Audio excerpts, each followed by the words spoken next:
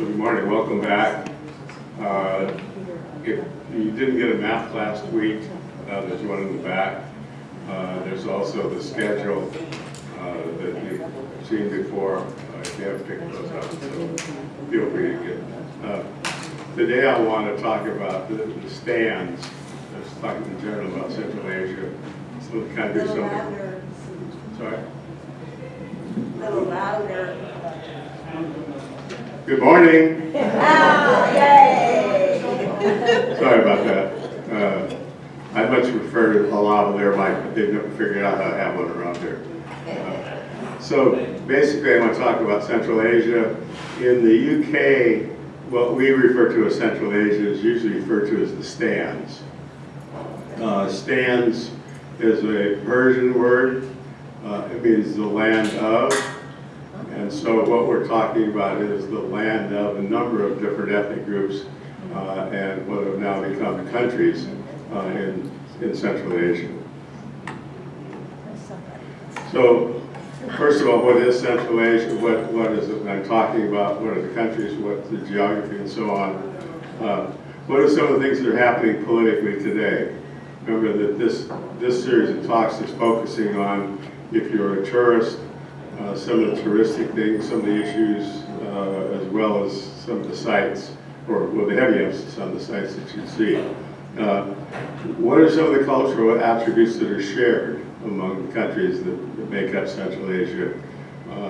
And then I'm going to talk about some of the major architectural features that we see in these countries. So, when I talk about the stands, I'm talking about what were Soviet republics up until the breakup of the Soviet Union in 1991. These were all republics, and as they were to some degree self-administered and autonomous, but really were part of the Soviet Union. With the breakup of the Soviet Union, what were the republics became independent countries. And there are 5 that we're going to talk about: Uzbekistan, Kazakhstan, Kyrgyzstan, Turkmenistan, and Tajikistan. I have not been to Tajikistan. I've been to the other 4 stands, and most of my discussion will focus on the places I've been, but I want to introduce Tajikistan since it is part of that group of countries. So to put it onto a map, more or less a map of Asia and parts of Europe, the republics that we're talking about are here: Uzbekistan, Tajikistan, Kyrgyzstan, Kazakhstan, and Turkmenistan. You can see here's the Caspian Sea. This is the Aral Sea. Next week we'll talk about the Aral Sea and some of the issues associated with that. Here's China. But the thing to keep in mind is how far west these are. They're well west of India and Pakistan, or pretty much certainly of India, and really are contiguous with Iran and Afghanistan, and then very close. Two of the stands, in fact, share the the eastern border of the Caspian Sea. If we look at it in a little more detail, you see that there's some kind of interesting things about how lines were drawn. And that's particularly the case in this area. This is the Fergana Valley, right in here. If you remember, if you were in the other course that I did, the heavenly courses came from the Fergana Valley. This is Kyrgyzstan, Tajikistan here, Uzbekistan here, and then this is part of Uzbekistan. And that has caused considerable political problems. The major city of Kyrgyzstan here, Osh, was actually right here. There have been important conflicts within that Fergana Valley. And interestingly, I have no idea why. There's a book in our library called Restless Valley that talks about the history of the Fergana Valley after the breakup of the Soviet Union. As I say, it's one of those things that I have no idea why anybody got it, but there it is. So these are all then named after the predominant ethnic groups. So this is the land of the Uzbeks, this is the land of the Turkmen, this is the land of the Tajiks, this is the land of the Kyrgyz, and this is the land of the Kazakhs. So that's how the names are derived. And those are all the predominant ethnic groups. However, it's not that homogeneous. And in addition, there are large numbers of Russians, or have been large numbers of Russians, many of whom have left following the breakup of the Soviet Union.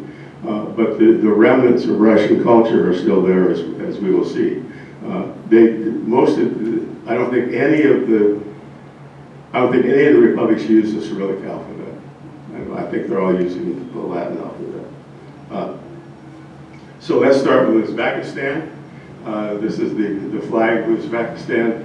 The blue symbolizes the sky, the green, the earth, and then these are the various areas or republics, oblasts within Uzbekistan. The flag of Kazakhstan, this is the sun, this is an eagle. These are symbols that are typical in decoration. And one of the things that's interesting here is the radiation of the rays around the sun. This is against the blue background, the blue of the sky. If we look at the flag of Kyrgyzstan, it's quite similar.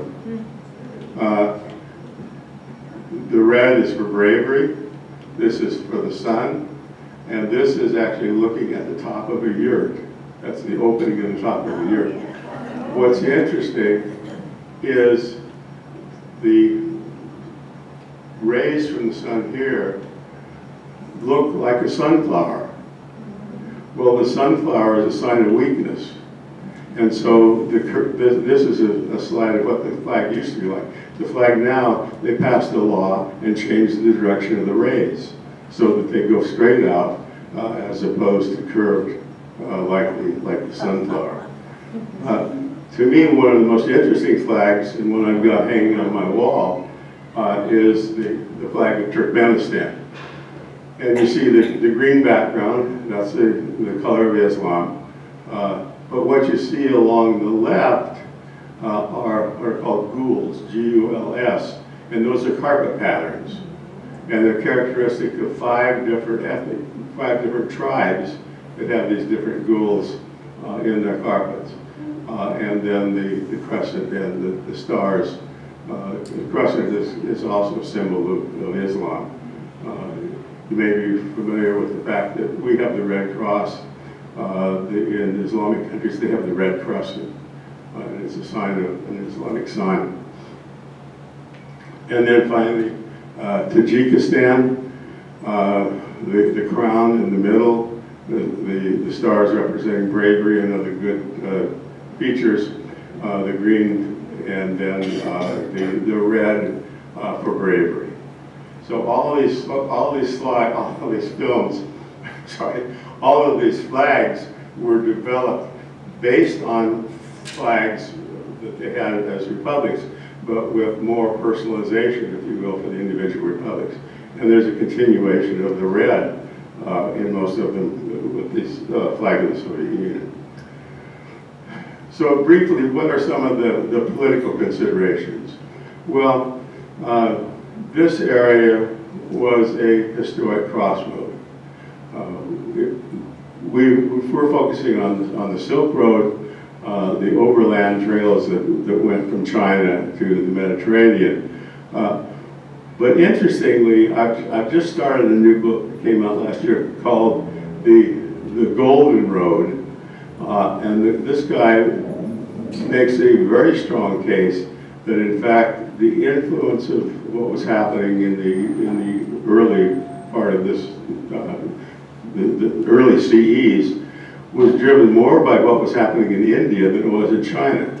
And his feeling is that China has kind of gotten this idea and romanticized the Silk Road, where from the point of view of what was happening on the ground, India was much more important. Now I'm only about 100 pages into it, but it's a very interesting idea. It's called the Golden Road. Well, Another thing that was important, as I pointed out last week when I talked about Kashgar, is that this was where a lot of the activities of the Great Game played out, or as the Brits call it, the Tournament of Shadows. And this was the posturing that was going back and forth between Russia and the Brits, and the great British fear that the Russians would come through Central Asia and into India. Following the breakup of the Soviet Union, these countries didn't all of a sudden become wellsprings of democracy. They continued to have repressive governments to a large degree, and they continue to be the case now. That's changing.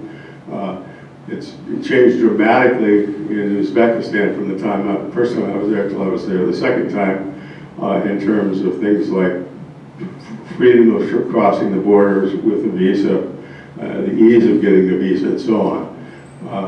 Turkmenistan, on the other hand, has become more repressive, and it's very difficult now to get a visa to go to Turkmenistan. It's very much like Iran. The only way to get a visa is to have a guide. You cannot travel independently, you have to have a guide. So basically, most tour companies now, when they do tours of the stands, have taken Turkmenistan off the list. It's an incredibly repressive regime.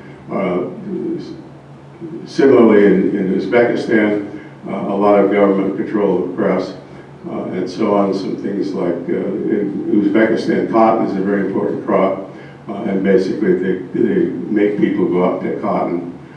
You are not allowed to take photographs of cotton fields, because if you do, you will see kids out there who are much too young to be laboring in the sunshine. But the foreign influences, Russia continues to have a major effect, particularly in Kazakhstan. But throughout all of the stands, the remnants of Russian become important. However, to some degree, that is changing, and for example, in museums now, some of the major museums in Tashkent, for example, rather than having signs in Uzbek and Russian, have signs in Uzbek and English, so that there's a transition away from Russia, but certainly a major influence still. The big influence is China, and China is taking on a lot of economic significance in the stands. So you've seen seen many representations of the Silk Road. This simply shows the major routes that we've talked about before. And interestingly, if you look at those dotted red lines around the bottom, you'll see illustrated the sea routes. Dalrymple, this guy that wrote the Golden Road, suggests are really much more important than the overland routes. Part of that is based on the fact that you can transport bigger things and more things on ships than you can on camels. So that's what those the sea routes along the bottom are. Those sea routes became much more important when the Europeans took over with the European trade, when they learned to sail around the Cape. But what the Arabs did, what they learned was that the monsoons are regular, and they blow one way so you can sail west part of the year, and they blow the opposite direction so you can sail back east part of the year. And so that became a very important road. When we talk about the Silk Road, things that are important are camels. The merchants is based on trade, and caravanserais. This is a camel caravan in the Gobi Desert. The Gobi is interesting. It is a rock desert. It is not a sand desert. It's a rock desert, as you can see here. This is a well-known picture of Marco Polo's caravan. To me, he's heading the wrong direction. He's heading back to Venice from China, but that's by the side. But the caravans would include camels, as beasts of burden for carrying the goods and horses ridden by the merchants and others who were on the Silk Road. This is a painting from the 1800s, just showing a typical bazaar in Central Asia with merchants and guys hanging out with their carpets and bags and so on. Caravanserais. This is a desert caravanserai.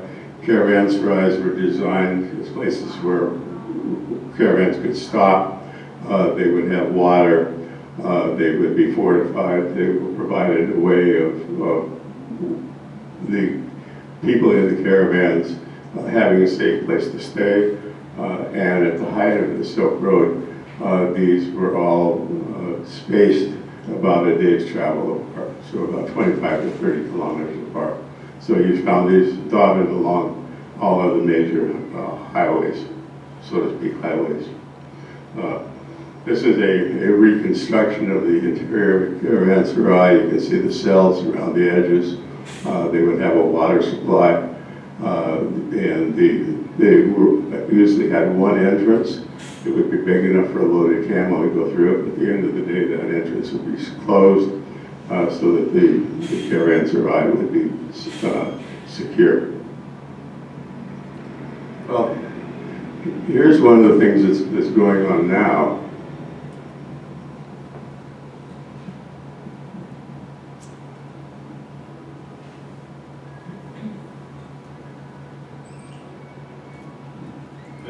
This is what sometimes is referred to as China's New Silk Road. The real name of it is the Belt and Road Initiative, and big Chinese consider this to be the first steps, if you will, towards a world land bridge. You can see the various routes. Some of those are highways, some of those are railway lines, and some of them are shipping lines.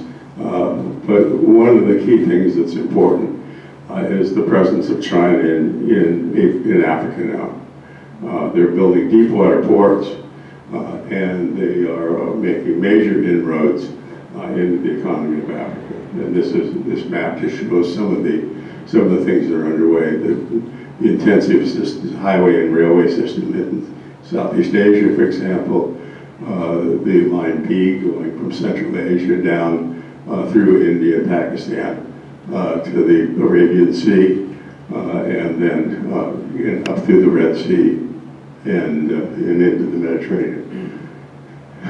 So the Chinese are doing a lot.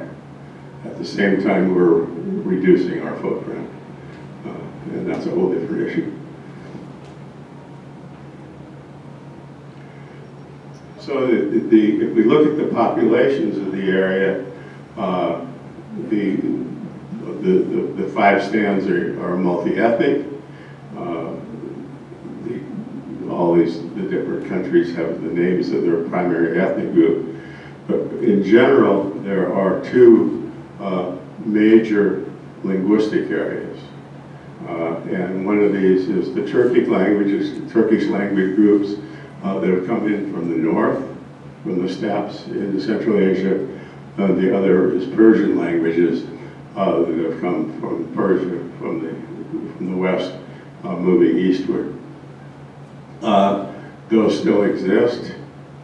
You see some in predominantly the Turkish area in Uzbekistan, for example. Uzbek is a Turkish language, but there are a number of Tajiks in Uzbekistan, and they speak a Persian language.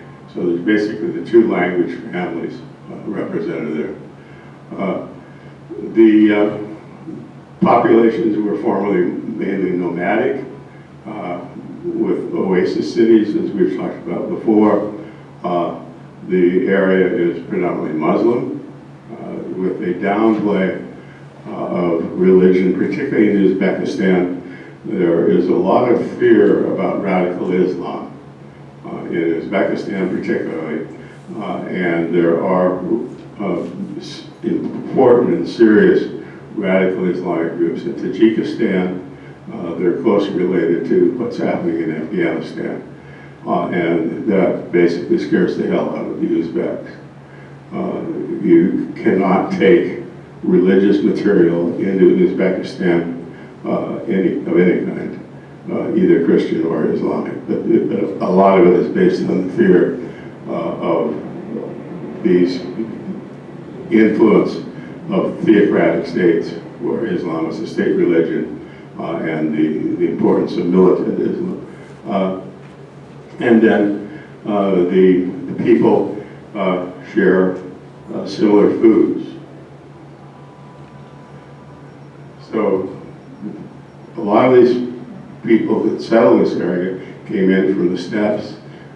These are yurts on the steppes in Kazakhstan now. People still use them rather than carry. They come apart easily and are transportable, and they tend to follow the herds. But rather than carrying them on camels now, they carry them in pickup trucks or jeeps. So things change. But this is a typical thing. If you drive through Kazakhstan, you will pass these along the road quite frequently. And it's one of the things that tourists like to do is to stay in a yurt. I didn't stay in a yurt. I didn't drink kumis, which is fermented mare's milk, which are two things that people do in Kazakhstan. The other thing they do is that they, when I showed you the flag of Kazakhstan, I pointed out the eagle on it. They hunt with eagles, and it's a very popular thing to participate in the hunt. It's very similar to Mongolia that way.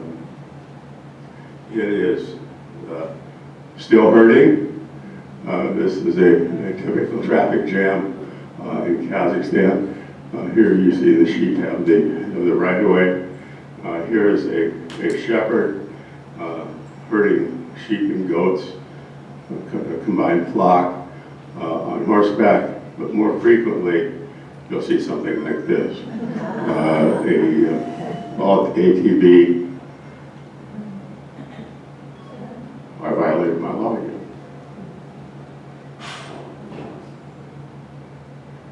An ATV, and this is I guess these are all sheep.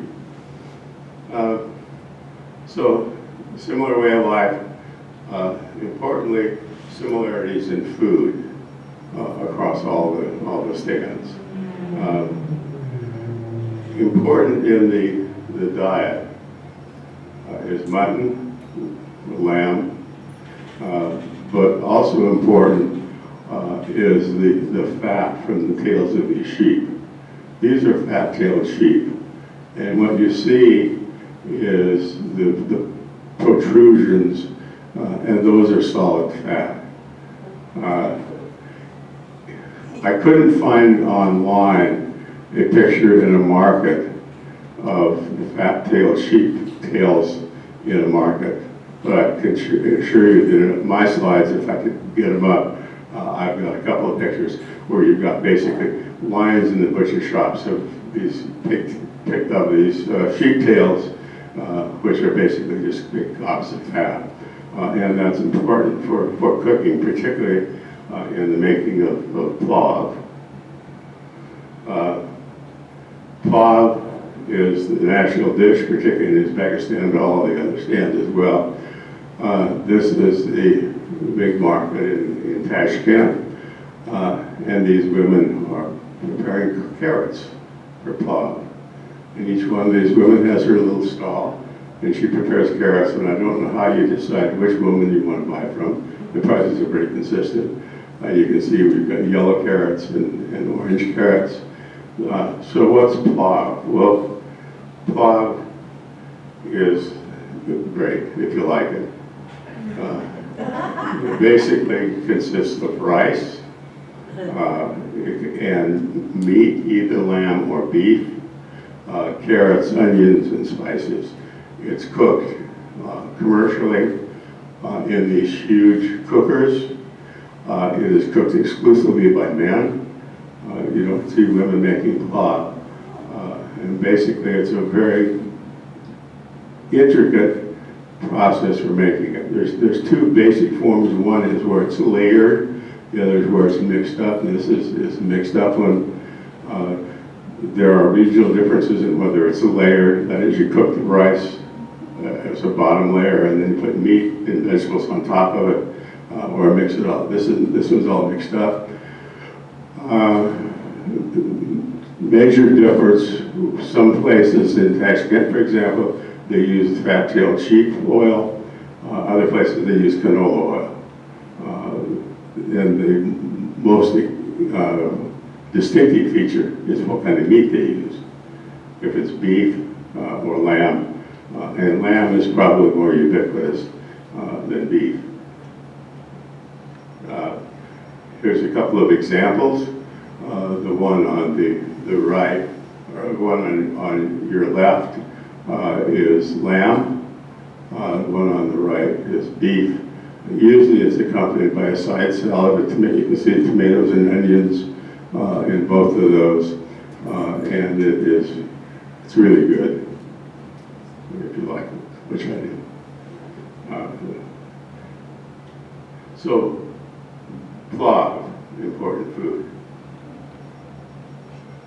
The other thing that's ubiquitous through all these countries, and basically comes from the east, from Persia and Anatolia, is shashlik, or kebabs. And you can see here, this is lamb in a typical Uzbek ikat. See the tablecloth there, that design. We'll talk about that a little bit later. But basically barbecued meat, so on a skewer, served with tomatoes and onions. Well, the staff of life is bread. And this shows you some Uzbek breads. In Muslim countries, bread has a great significance.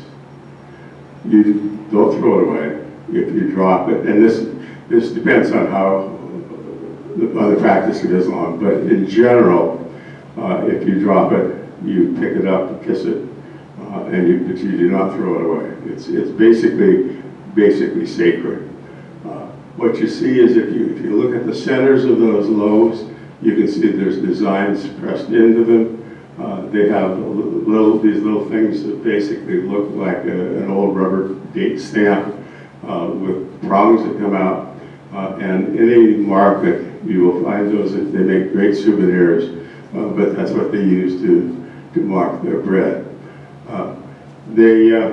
It's called naan, and it's good. Coming from the south, or this is probably the golden road, samosas. And samosas are very common. They're very common street food. They have a flake pastry, and the inside is usually some kind of a potato spice mix. And then you can see on these sesame seeds, both black sesame and white sesame. Very popular street food.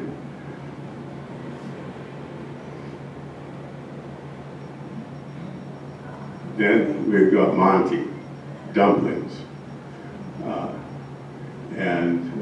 Again, the ikat tablecloth.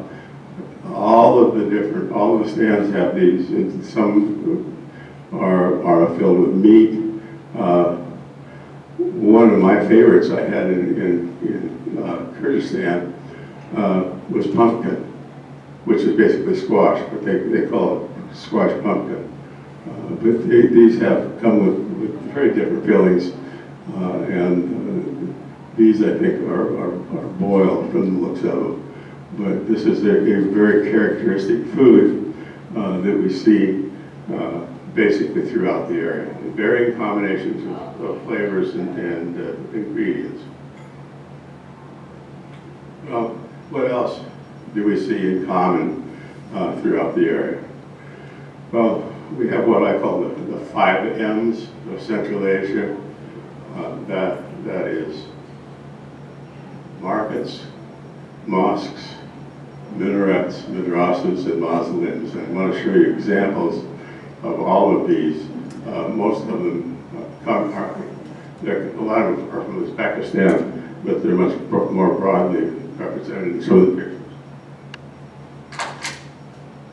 Sorry. So If you've heard me talk before, you know I love markets. Markets are fun. This is the Shorshu Bazaar in Tashkent. This is a market. This is the indoor market, but there's buildings and open air markets, vendors all around it. If we look very carefully at this, we probably could find some of those sheep tails that I talked about, but it just gives you an idea how the market is laid out. There's in Tashkent particularly, a very large Korean population. The Koreans came in during the, I think, the 30s and 40s, and they have a very large Korean population, and they make salads. And so these are women's salads in that same market in Tashkent, the Shorshu Bazaar, but you can see the wide variety of salads that are available.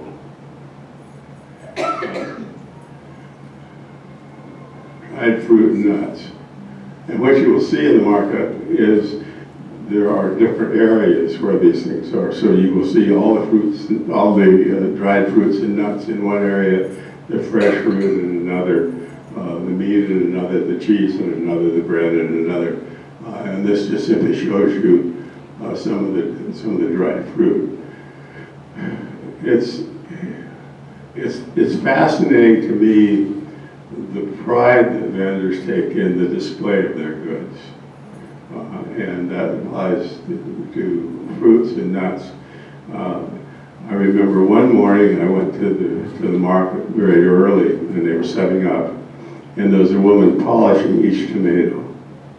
She would polish the tomato, wipe it off, put it in the stack. Same way with eggplant, with cherries, wiping them off and piling them up. So this is a display of fruits, dried fruits and nuts. These are spices. This again is in Samarkand, in the market. In Samarkand, a wide variety of spices, paprika, pepper there, probably cumin on the right, and I'm not sure what the others are. You can see in that top paprika there, the little cup. That's the measurement that you usually buy. It is a cup like that. What they do is they take it out, measure it, and then put it on a piece of paper, wrap it up, and give you basically a paper package with spices in them.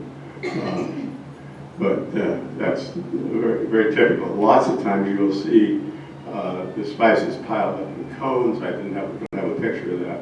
But it's very typical to see these very artistically arranged spices, and much more colorful than this, because you get saffron. We buy saffron by the 4 little strands in a jar at Trader Joe's, and it's really amazing to go into a market and see a whole display of saffron, turmeric, similar. So you get all these really marvelous colors. So this is that Shorshu market in Tashkent, just showing you some of the women selling bread outside the market. It's kind of interesting as an aside, traditionally in Muslim society, a city, or not a city, a neighborhood would have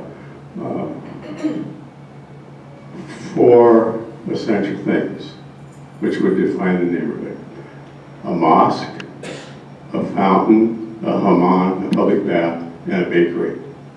Because most of the time people did not bake bread in their homes. Women would prepare it, mark it. Remember they talked about those little stamps.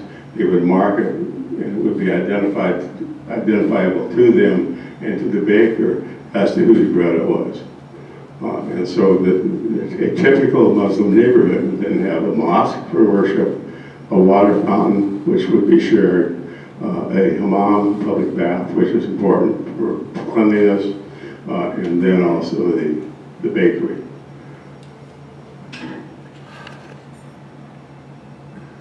Well, in addition to foodstuffs, most markets will have other kinds of durable goods. These are ceramic bowls in Bukhara. This is a market. This isn't a souvenir shop. This is in the market. But you see these highly decorated Uzbek bowls, ceramic bowls. These are outside the market in Tashkent. These are Suzanis.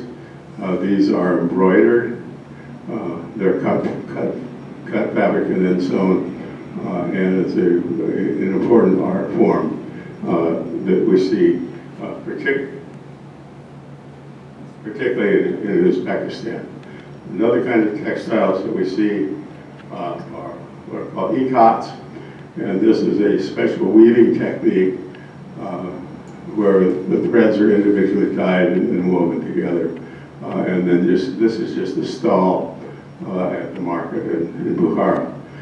The second time I went back, I went to Bukhara for what was called the Silk and Spices Festival. And there were vendors, probably 50 vendors or more, selling ikats. These are cotton, they come in silk as well. And it's a very distinctive woven textile. And next week, we'll look at the silk factory, and you'll get an idea of how these are made. In addition, usually in a market, you may have an area where women are selling carpets. These are Turkmen carpets. This is in Ashgabat. Ashgabat is the capital of Turkmenistan. And a few kilometers outside the center of the city, there's a huge market, and it includes the carpet sellers. These are typical patterns. Remember I talked about the different gules in the flag of Turkmenistan. This is what I'm talking about, the gule here. You can also see that here, this is called an elephant foot carpet. These are wool, usually nowadays with a cotton base and then top of a woven wool, on top of a cotton base.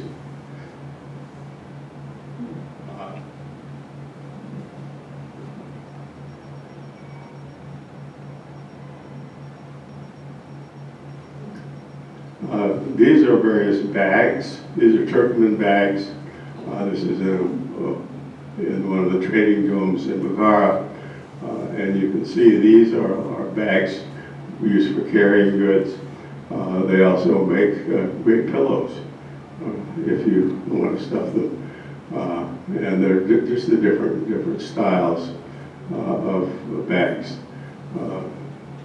These are single bags. There are also double bags that are either, if they're huge, they're usually for camels, smaller for donkeys. And I used to have a lot of these. I have one bag left, but they're very useful and they're great decorative objects. For a while, I used them. They're open, so it's like a bag.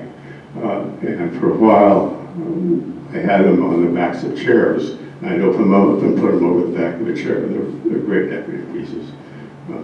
And camel bags are great if you've got a camel. This is a souvenir cellar in one of the trading domes in Bukhara. Just showing you some of the kinds of things that represent the craftsmanship. You can see the jewelry off to the right, the Suzannes, the clothing up across the top. There are restrictions on the export of items. You can't export anything that is of historical or cultural significance, and you can run into problems. I think this may have loosened up a little bit, but the first time I was in Uzbekistan, I bought a bunch of coins. I used to collect and deal in coins, and I bought 100, 200 coins. Well, it turns out when I went through the X-ray as I was leaving Tashkent. They, of course, saw this hoard of coins in my baggage. They took me aside, took me into a little room. There was a customs agent who went through my coins one by one and found one that was over 50 years old and confiscated it. I think that may have loosened up now that they're encouraging more tourism. But anyhow, I'm very pleased that I did not buy any antique coins because they would still be in Tashkent. So those are markets. Well, when we think about Islamic architecture, we oftentimes think about mosques. This is just a couple of examples of mosques. On the left there, the blue domes are the Bibi Khanam Mosque in Samarkand.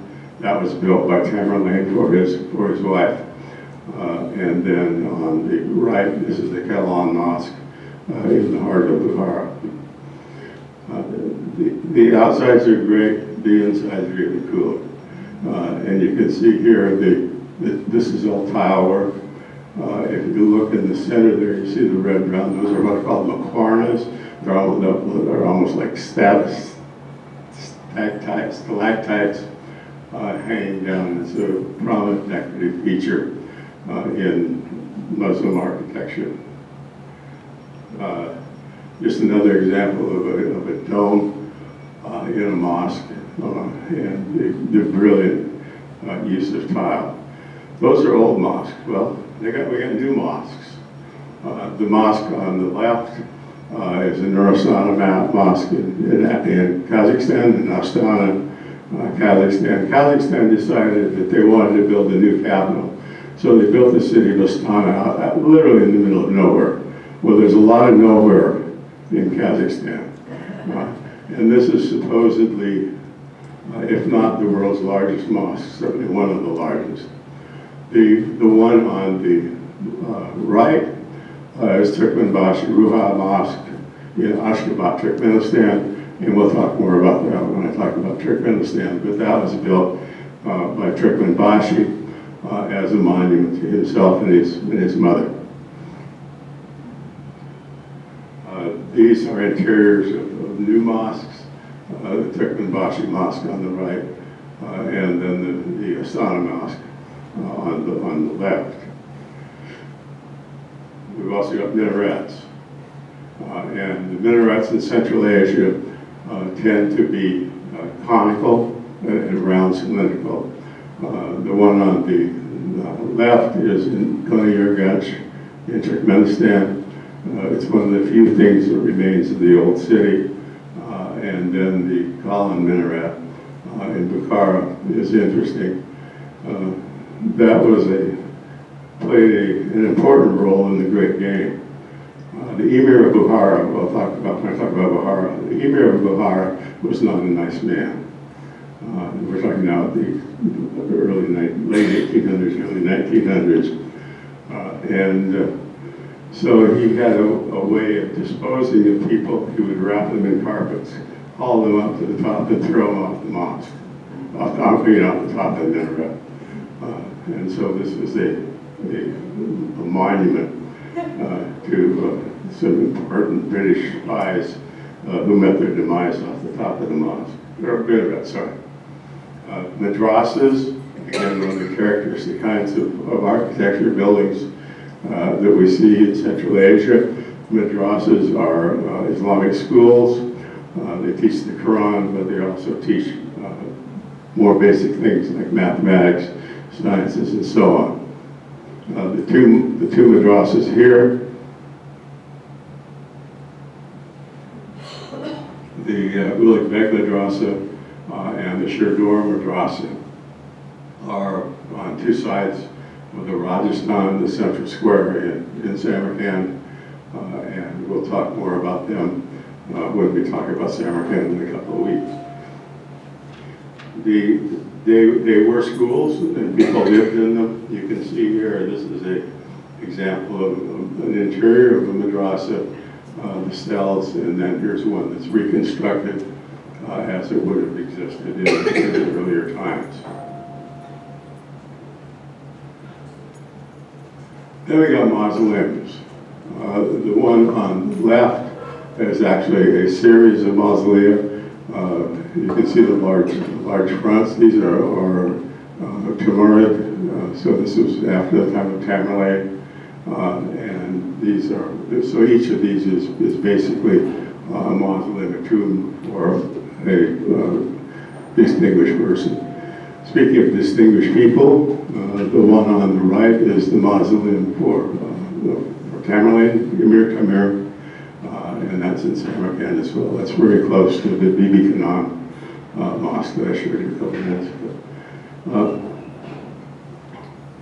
This is an interesting mosque. I'm sorry, mausoleum. This is in Bukhara. This is made out of brick, and you can see the intricacy of the brickwork from the outside. Basically, when Genghis Khan came in and wiped out Bukhara, the story is he didn't see this because it was covered up by sand. It was one of the few things in Bukhara that survived Genghis Khan and the Mongol hordes coming in from the north. But it's particularly interesting from the point of view of not being tile work, but being this very intricate brickwork, both on the interior and the exterior.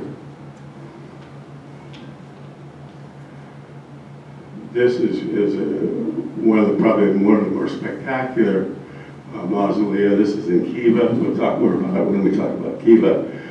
This was an important religious leader in Khiva, and this is his mausoleum, and then the crypt for his tomb. You can see the lattice work there at the bottom. He's in a sarcophagus inside there, but just this spectacular tile work. That's that. So, comments or questions? Yeah, Roger? In the markets, do they take down their stall every day? Some of them do and some of them don't, yeah. I think, I'm not sure. The outside ones do, but I'm not sure yet within the market. Roger's point was, did they take down the stalls every day? If they don't take them down, they certainly refresh them every day. But I'm not sure. Yeah. So what's the history of the tile work and its voyage across the world? The history of the tile work is that basically these approaches to decoration through tile work grew out of Persia and then also centered in Turkey. And so most of this is Persian influence that's moved into this area. So you don't particularly find it, for example, in China. But it's basically Persian. And the tiles are fired. And many times they are in fact nailed in place. There will be a hole drilled in the middle of it and it'll be nailed. Not so many of the smaller ones, but a lot of wall tiles are hung that way. Yeah. Yes, question? Are the languages similar enough that they can understand people from different countries? The question is, are the languages similar enough? Yeah, the Persian people can pretty well understand each other, and the Turks. But between the two of them,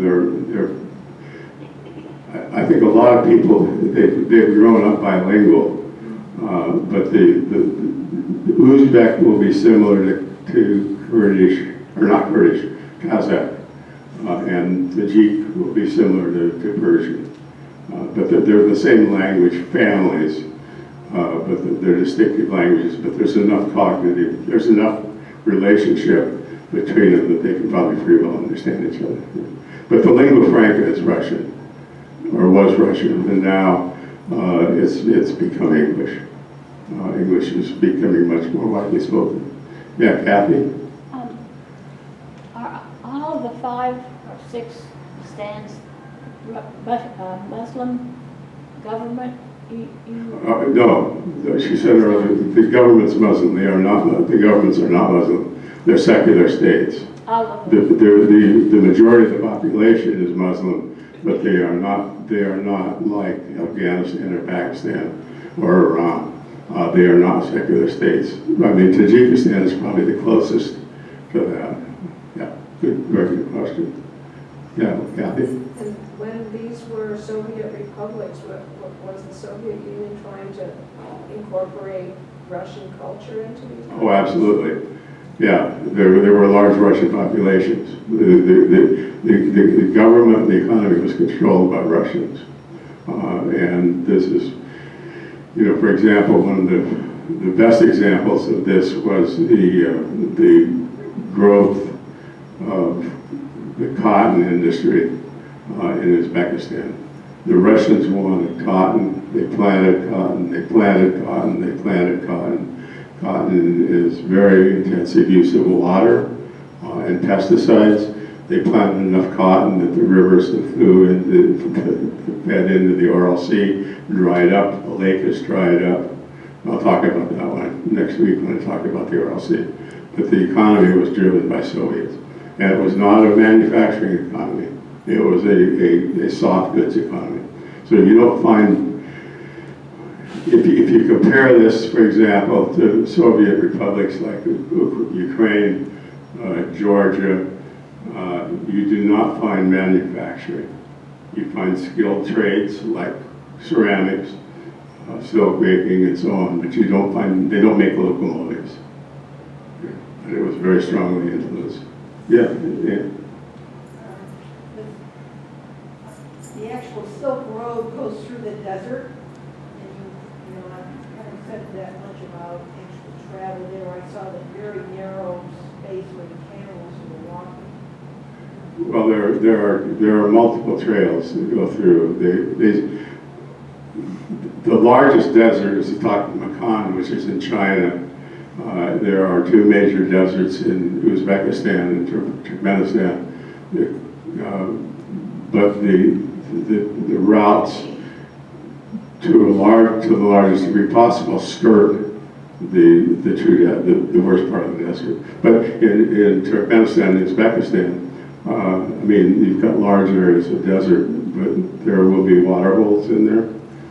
There'll be places where the camels can stop, but it is desert. But the major route in western China, the Taklamakan Desert, which is a very big one, the routes do not go through it. They go either to the north of it or to the south of it. Yeah. Yeah, Fred? You didn't comment on the length of time that it took some of these women to be able to make a carpet they were going to sell. We can get, I'm sure, on the type of carpet. It depends on two things predominantly. One is the question was, how long does it take a woman to make a carpet? It depends on the size. It also depends on the knot count. And so a very fine Persian carpet with silks, for example, will have 500 knots to a square inch. But most of those Turkmen ones are much bulkier than that, and it's a matter of a few weeks. Some of the Persian carpets, it's literally years. It's one of the things that's interesting in terms of carpets. We tend not to have any appreciation for the amount of work that goes into them. I mean, you know, people throw away carpets that have taken a woman 2 or 3 months to make. You know, I mean, I follow a couple of carpet sites on Facebook, and these people are always posting, I found this carpet by a dumpster. And you know, we're talking about antique Persian carpets. People don't want them anymore. It's incredible, but they're real works of art. Yeah. Yeah. Why do some mosques have one minaret and some two and some four? It's entirely up to them. I mean, you find, I think as a rule of thumb, the multiple minarets are more characteristic of Ottoman. The question was, why are there varying numbers of minarets in mosques? And the multiple minarets are more characteristic of the Turkic side than the Persian side. It's just however the architect designed it. I don't know that there's any, it's kind of like why do some buildings have glass facades and others have brick. It's a design. And the original purpose of the minaret, basically you needed one. The basic purpose of the minaret was so that the Mazarin could climb up to the top and issue a call to prayer. And you could hear, if you're down street level, you can't hear it as far as you can if you're at the top of the minaret. If you're at the top of the minaret and you show the call to prayer, it covers a pretty wide area. But I think to some degree they become architectural features as opposed to functioning, for the call to prayer. Yeah, Al? Back to markets, they take quite a lot of effort putting together an elegant display. Then when they sell something, do they have a separate supply or do they take it out of their display? They'll take it out of the display. The one thing you don't want to do is you don't want to touch anything. If I'm going to buy an apple, I can assure you that I don't pick out an apple. It's kind of like the Italian street grocer, no touchy. You tell them what you want and they'll get it for you. Yeah. Yes? What were the goods that were traded to make the Silk Road 5? And were they only traded at the end points or along the way? Good point. What were the goods that were traded? The name comes from silk moving from China to the Mediterranean, to Turkey and Greece and Rome. But lots of goods were traded. And there were fruits, various kinds of spices and so on. And some people argue that in fact, you didn't start at one end and go all the way to the other. So you went for a while and then you sold your stuff to somebody else who sold it and moved it across. So that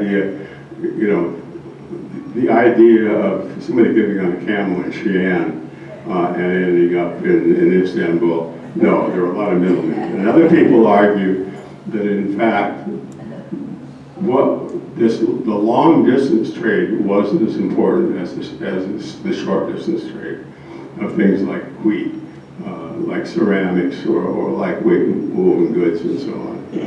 A lot of it had to do with interaction between the nomadic people and the settled people, the people in the steppes versus the people in the oasis. And in addition to goods, one of the major things that was important was the exchange of ideas.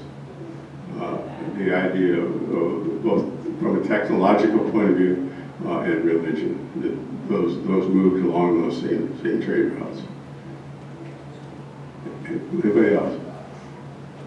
Okay, thanks a lot. So next week we'll go to Uzbekistan and talk about the western or eastern parts of Uzbekistan, and then a little side trip up to the Ural Sea. So thanks a lot.